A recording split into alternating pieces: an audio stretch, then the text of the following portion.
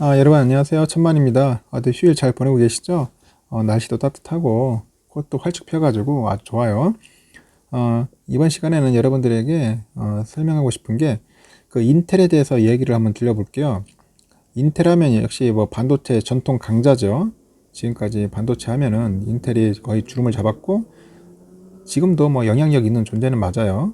근데 이제 파운드리에 다시 또 뛰어든다고 하니까 다양한 이야기들이 좀 나오고 있더라고요. 과연 파운드리에서 성공을 할 수 있을지 그 한번 좀 더 지켜봐야겠죠. 그리고 과연 그 파운드리 쪽에서 미래를 보고 있는 건지 아니면 다른 뭐 속셈이 있는 건지 한번 그런 부분을 한번 살펴보는 시간을 가져보도록 하겠습니다. 일단은 뭐 좋은 내용도 있고 기사들도 있고 해서 한번 종합적으로 한번 정리를 해가지고 분석을 해봤어요. 예상대로 이제 지난 그 23일에 인텔의 그 팻 겔싱어 CEO가 역대급 발표를 했잖아요. 그때 보니까 많은 내용이 담겨 있는데 이제 핵심만 딱 발라내면 세 가지입니다. 첫 번째 그 인텔이 파운드리 사업에 진출한다는 것인데 이를 위해서 미국 애리나주에 200억 달러죠. 대략 한 한화로 23조 정도 되는데 22에서 23조 정도 이 돈을 투자해서 투입을 해가지고 새로운 팹을 만들겠다는 거예요. 그리고 두 번째는 그 CPU 같은 그런 핵심 칩은 인텔이 직접 만들겠다는 의지를 다시 한번 드러낸 겁니다. 이를 위해서 뭐 7나노 CPU로 2023년 출시 예정인 미티어 레이크의 그 설계 자산 그 IP 검증을 올 2분기까지 완료한다는 점도 공개를 했어요. 특히 과거 삼성이나 그 글로벌 파운드리와 공정 개발을 함께했던 그 IBM과 손을 잡아서 미세 공정 개발에 절대 뒤지지 않겠다는 의지를 과시를 했습니다. 피력을 했고요. 그리고 마지막으로 자신의 독점 IP인 X86 CPU IP를 공개하겠다는 뜻도 밝혔습니다. 그 파운드리 사업을 하겠다고 선언한 마당에 이제 폐쇄적으로 운영하던 자신의 IP를 이제 오픈해가지고 이제 고객인 팹립스가 쉽게 설계할 수 있도록 도겠다는 거예요. 이는 그 파운드리 사업을 위해서 인텔을 유연화하고 표준화한다는 작업에 성공하죠. 약간 플렉시블하게 이제 움직이겠다 이제 그런 생각을 갖고 이제 덤벼드는 것 같습니다. 그래서 외신은 그 인텔이 180도 바뀌었다는 표현이 나왔다고 하는데 자신의 칩만 만들던 그런 자신의 칩만 만들던 거에서 이제 파운드리 사업까지 이제 하겠다고 하니까 더욱더 그렇겠죠. 그래서 인텔만을 위해서 폐쇄적으로 운영해왔던 자신의 독점 IP를 외부에 공개할 수 있다는 점에 이제 강수를 둔 거예요. 참, 그리고 대단하죠? 또 뭔가 좀 오픈하겠다는 그 의지는. 하지만 근데 그 한꺼풀만 벗겨보면 과연 잘 될까 하는 그 의구심이 자꾸 드는 것도 사실입니다. 그 파운드리 사업은 말 그대로 서비스업입니다. 서비스업.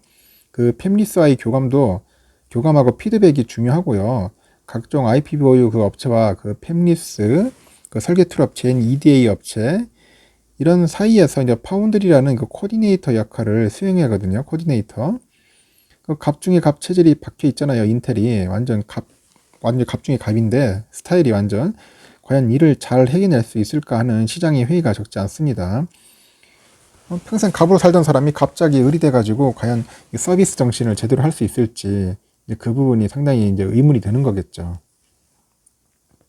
일단 연불보단 제밥이다. 이 인텔은 정말 파운드리에서 희망을 보고 있는 걸까요? 이제 뭐 그런 내용으로 한번 간략하게 보면은 일단 인텔은 그간 개발 중심, 공급자 중심 업체로 반도체 시장에서 이제 군림을 해왔어요. 근데 파운드리는 서비스 업종이라고 얘기했죠. 그래서 일부 전문가들은 인텔의 이번 발표가 새로울 게 없는 일종의 꼼수라는 지적을 내놓고 있어요. 인텔의 조직 문화가 서비스 업종인 파운드리하고 거리가 멀다는 것이고요.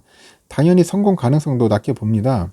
예를 들어서 고객이 필요로 하는 그 IP에 대한 고민 같은 고객의 가려운 곳을 긁어주겠다는 의지가 있어야 하는데 근데 과연 인텔이 이런 점에 좀 취약할 것이라고 얘기를 하고 있어요.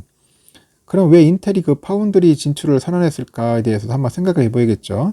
여기서부터 보면은 정부의 입김하고 인텔의 그 전략적인 선택이 이제 자리 잡고 있어요.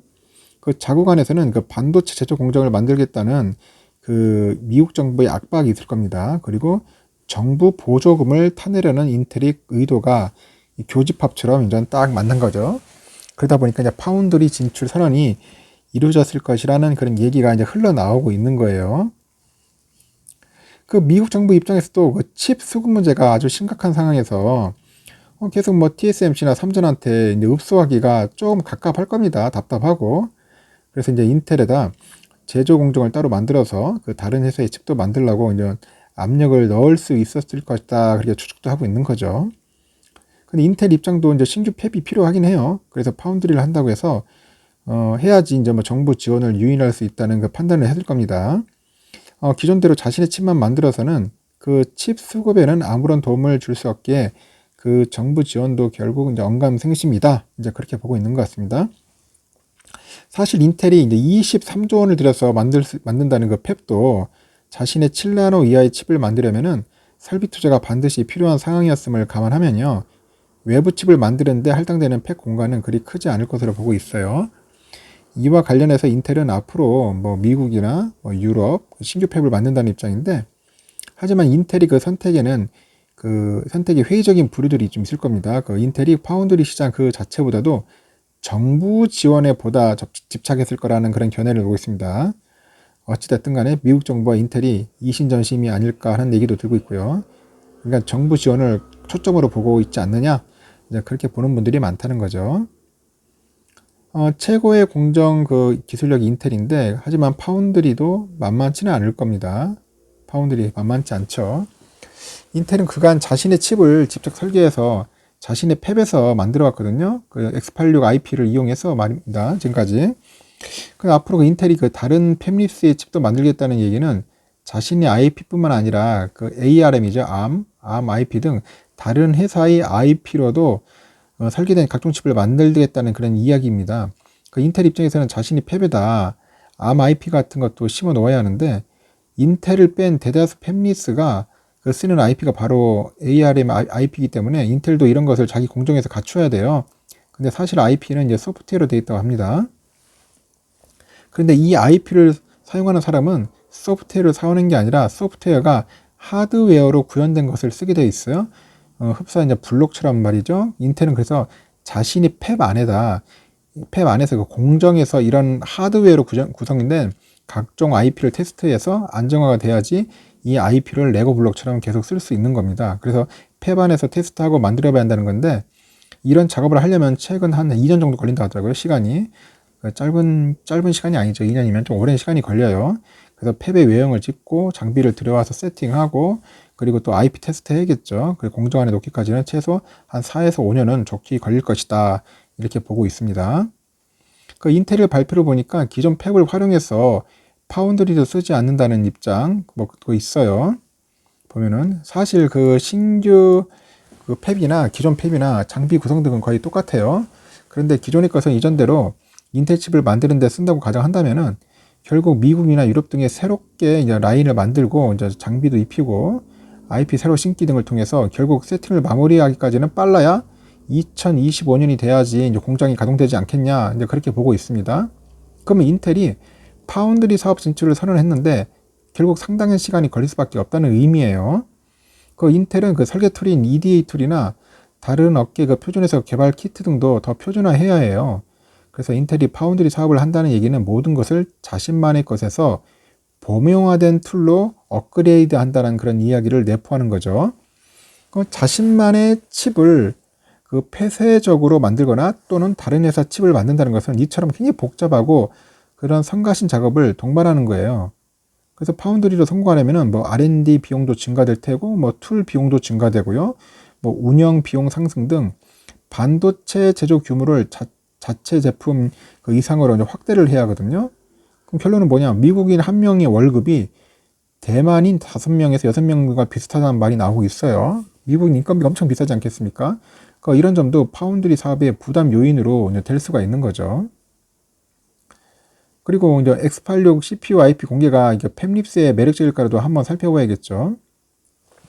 그 인텔의 X86 그 CPU IP 공개도 생각할 거리를 던진다고 합니다.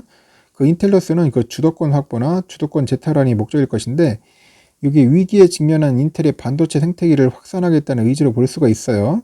당장 애플이나 퀄컴 등이 ARM 계열의 그 CPU 시장을 잠식해오자 이번에는 자신의 IP를 이제 공개를 해버려가지고 팹리스들로 하여금해서 직접 프로세스를 설계하려면은 X86 CPU IP로 설계하라고 제공하겠다는 그런 의미를 갖고 있습니다.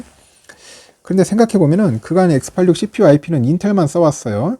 그 폐쇄적으로 운용해야 할 만큼 이걸 공개한다고 해서 과연 팹리스들이 얼마나 쓸까 하는 생각도 가져봅니다. 그래서 ARM IP는 원래부터 사용자 중심으로 만들었던 IP인데 뭐 사용하기 편리하다는 뜻입니다. 하지만 X86 IP는 다르다고 하네요. 그래서 인텔만을 위한 IP라서 다른 업체가 사용하기는 힘들 것이라고 보고 있고요. 특히 IP를 오픈한다고 해서 인텔이 팹리스하고 의사소통을 할 인원을 많이 배중할 수밖에 없을 것이라고 하네요. 다 모두 벌거는 비용 부담입니다. 비용 부담으로 남을 것이라고 보고 있고요. 인텔 내부에서도 그 핵심 인재일수록 개발 파트를 더 선호한다고 합니다. 개발 파트. 그 서비스적인 그 파운드리보다는 말이죠. 그래서 갤싱어는 뭐 구글이나 뭐 시스코, 퀄컴, MS 등이 고객이 될 수 있을 것이라고 언급을 하는데 이들과 같이 개발을 해서 칩을 만들겠다는 의미가 담겼다고 보기는 되겠죠. 앞으로 인텔이 어떻게 파운드리를 운영하냐에 따라서 이제 성패가 달릴 겁니다. 성패. 쉽지 않을 거라는 점은 분명하죠. 다만 파운드리 시장이 이제 급격히 커지고는 있어요. 인텔도 예전에 인텔이 아니라는 점이죠. 과거보다 훨씬 절박한 상황이고요. 이제 핀치에 몰려 있는 만큼의 인텔이 파운드리 사업에 임하는 태도가 이전에 실패했던 지난 10년대 중후반 당시보다는 더 적극적이라는 점은 분명한 사실일 거라고 보고 있습니다. 그리고 이제 마지막으로 보면 미세 공정 성공이 당면한 과제인데 인텔의 그 자원 배분을 한번 주목해야겠다 하는 생각이 있어요. 인텔은 그 파운드리를 통해서 이제 저가칩을 만들 생각은 없다는 것을 발표를 통해서 드러냈어요. 이제 고가칩만 하겠다는 거죠. 그 첨단 칩만 만들겠다고 하는데 다르게 말하면 흔히 내연기관차에 들어가는 8인치 팹용 칩은 만들지 않겠다는 의미예요. 다만 인텔은 미국 군수용 칩도 만들어야 하기 때문에 구식 라인을 상당 기간 유지할 것으로 보이기는 합니다. 하지만 인텔의 기본 입장은 명확해요. 앞으로 고부가치된 칩 위주로 생산할 것이라는 이는 파운드리 사업도 마찬가지고요. 그 삼성이나 TSMC 등에 맡기는 칩은 가급적 저부가 칩이라고 했죠. 저가 칩으로 이제 많이 돌릴 것 같습니다. 그럼 이 지점에서 한번 생각해 볼게. 이제 인텔의 칩을 맡길 곳은 이제 고부가 칩을 설계할 수 있어야 하는데 그런 팹리스는 죄다 미국 업체입니다. 뭐 애플이나 퀄컴, 엔비디아, AMD, 뭐 자일링스 같은 것들인데 그 다르게 표현하면 인텔의 다 경쟁자들이잖아요. 그럼 이런 것들이 인텔에 쉽게 칩을 맡길 수 있을까 하는 것도 한번 생각해 보고요. 보면 어렵다고 보는 사람들이 많아요. 왜냐하면 경쟁자잖아요. 그래서 미국 정부 입장에서야 뭐 인텔이 미국 기업이 칩을 만드는데 더 안전하고 생각할 식으로 하는데 대만은 중국과 한국은 북한과 다 얽혀 있잖아요. 그래서 불안한 정세라는 뜻인데 이런 관점에서 보면 인텔이 안전하다 그렇게 보고는 있어요. 하지만 이건 뭐 유사시에나 해당되는 얘기고 평소에는 삼성이나 TSMC와 작업하던 업체들이 인텔로 갈아타는 데는 그에 따른 메리트는 거의 없다고 봅니다. 더 번거롭기만 하겠죠, 오히려. 그래서 인텔이 삼성이나 TSMC 고객을 뺏어오려면 수주 단가를 확 낮춰가지고 파격적 조치가 없으면 쉽지는 않을 거라는 거죠. 더구나 인텔은 지금 10나노 수율도 안정적이지 않아요. 7나노 공정칩도 2023년 양산한다는 계획인데 물론 인텔의 7나노는 TSMC나 삼성의 5나노보다도 낫다는 평가를 받고는 있는데 갈 길이 멀다는 이야기입니다. 갤싱어는 이번 팩캐스트를 통해서 그 IBM과 공정 개발에 나설 것임을 강조를 했어요. IBM은 삼성과 그 글로벌 파운드리와도 공정 개발을 함께 한 실력파 기업인데 인텔이 이제는 홀로 공정을 모두 개발하겠다는 욕심을 이제 버린 것 같아요. 그래서 R&D 업체의 힘을 빌리겠다는 현실론을 들고 이제 왔다는 거죠.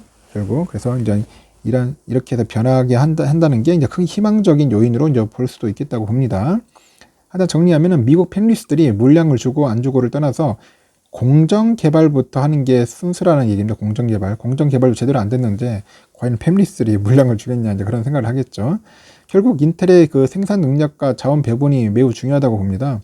그래서 인텔은 이제 내부에서 생산할 칩하고 외부 파운드리에 맡길 칩을 선별하는 작업에 이제 착수할 것으로 보이는 것 같아요. 그래서 이는 인텔이 신규 팹을 얼마나 지어야 하는지 또는 한정된 자원을 어느 곳에 어떻게 투입해야 해서 최대 효과를 올릴 수 있는지를 가늠하게 하는 핵심 요소로 보고 있습니다. 앞으로 인텔의 그 미세공정 개발 진척과 성과 그리고 어떤 칩을 외주할 것인지에 대한 추가적인 소식이 나와봐야지 인텔의 진정한 의도를 더 간파할 수 있을 것이다 이렇게 보고 있는 겁니다. 하여튼 여러분들 그렇습니다. 인텔이 지금 제가 볼 때는 뭐 앞으로 잘할 거라고 믿긴 있는데 앞으로 그 쉽지는 않을 거예요. 인텔. 앞으로 제가 볼 때는 뭐 7나노 이하도 상당히 중요하겠지만은 이 7나노 이하의 기술이 얼마나 돋보일지 가장 궁금하고, 또 두 번째는 제가 볼 때는 미국의 지원이겠죠. 미국에서 얼마나 많은 자본을 해줄지가 이제 걱정입니다. 그리고 과연 이게 갑 중에 갑인데 이 갑의 마인드를 버리고 과연 서비스 정신으로 될 건지도 가장 의문이고요. 하여튼 여러 가지 난관들은 상당히 많기 때문에 과연 이 인텔이 미래의 그 파운드리 시장을 제대로 잘 어떻게 보면 적응해가지고 성공할 수 있을지, 그건 어떻게 보면은 좀 회의적인 시각도 굉장히 많다는 거, 이제 그런 부분도 한번 참고했으면 좋겠습니다. 그렇다 해서 뭐 무시할 존재는 아니라는 거죠. 아직까지는 뭐 CPU 쪽에는 최강자니까. 이제 그런 부분들을 보면서 과연 잘할 수 있을지 못할 수 있을지 우리가 한번 냉철하게 판단해보는 시간을 한번 가져보는 차원에서 제가 이런 내용을 한번 정리해서 좋은 내용들 있기에 여러분들에게 알려드리는 겁니다. 하여튼 여러분들 특히 반도체 관심이 있는 분들은 한번 참고해 보시고요. 앞으로 또 인텔이 어떻게 나가는지도 한번 주도 면밀하게 살펴봐 가지고 투자하는데 조금이라도 도움이 되었으면 좋겠습니다. 하여튼 여러분들 시청해 주셔서 감사하고요. 오늘 하루도 좋은 하루 보내십시오.